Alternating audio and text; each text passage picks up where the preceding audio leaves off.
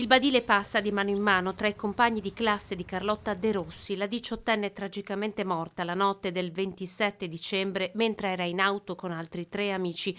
La tragedia dopo la festa a Villorba. Questa mattina all'istituto turistico Mazzotti che Carlotta frequentava si è fermato per ricordarla. Tutti i ragazzi fuori e i compagni di classe attorno all'albero che insieme alla mamma e al fratellino più piccolo della ragazza hanno piantato.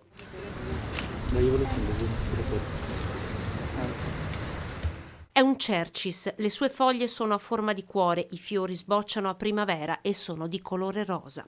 È la felicità fatta persona, un'amica con la A maiuscola, una persona di cui tutti avrebbero bisogno nella propria vita. Inizieremo a vivere anche per te. I ragazzi, che sono stati aiutati anche dalla scuola ad elaborare questa perdita, hanno condiviso pensieri e ricordi, scavato insieme la terra e si sono uniti poi in un unico grande abbraccio attorno a quella nuova vita che da oggi crescerà nel giardino della loro scuola. Un momento importante anche per loro per condividere il dolore e poco a poco provare a lasciarlo andare, trattenendo solo i ricordi belli, come il tempo passato assieme.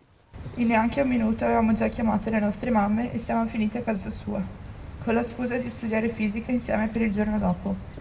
Ovviamente non l'abbiamo fatto. Da quel giorno è nata la nostra grande amicizia.